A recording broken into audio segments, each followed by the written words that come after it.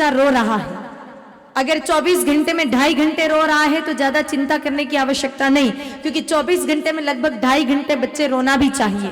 आजकल ये भी बहुत बड़ी समस्या है कि बच्चों को रोने नहीं दिया जाता। जैसे ही बच्चा रोवे तो माँ की गोद से पिता की गोद में, पिता की गोद से दादा की गोद में, दादा की गोद से दादी की गोद में घुमा घुमा कर रोने ही नहीं देते। इसीलिए बच्चा जब रोता नहीं है तो उसके हाथ पैर भी कैसे कीर्तन कर रहे हैं आजकल के बच्चों के, आप खुद ही देख लेना। जब बच्चा रोता है तो रोने के कारण उसकी मांसपेशियों में खिंचाव होता है, जिससे उसकी सारी शारीरिक संरचना मजबूत होती है शरीर की। तो बच्चे को थोड़ी देर रोने दीजिए। मेरे भाई बहनों, आज फैशन के चक्कर में बच्चों को भी नहीं रोने दिया जाता है।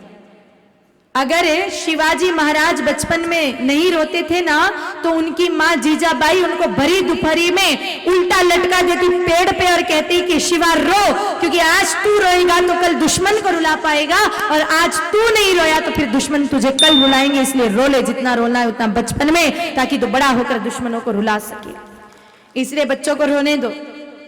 याद रखना, हर इंसान के रोने का कोटा फिक्स होता है। परमात्मा फिक्स करके जाते हैं कि इस इंसान को इतना तो जीवन में जाके रोना ही है, तो मैं तो कहती हूँ जितना कोटा है बचपन में ही निकाल दो, ताकि 55 में नहीं रोना पड़े।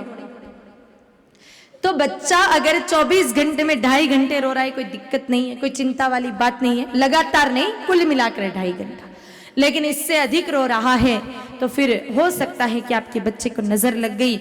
नजर लग जाए तो मेरे भाई बहनों, भागवत जी में एक बहुत सरल सा उपाय नजर मिटाने का बताया है कि जब भी बच्चे को नजर लग जाए उसको गोद में उठा करके जाइए गौ माता के पास और 7 बार गौ माता की पूंछ घुमा दीजिए। बच्चे की नजर उसी समय उतर जाएगी और बच्चा तत्क्षण रोना बंद कर देगा।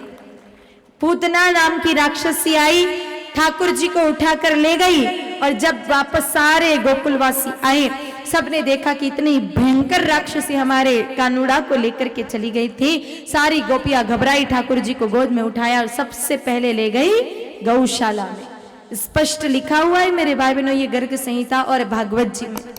और गौ माता की पूंछ घुमा करके नजर उतरवाई। तो जो ठाकुर जी की नजर उतार दे वो आपके बच्चों की नजर क्यों नहीं उतारे? इसीलिए नजर लग जाए तो गौ माता की पूंछ का झाड़ा दे दो, बच्चा उसी समय रोना बंद कर देगा, उसकी नजर उतर जाएगी।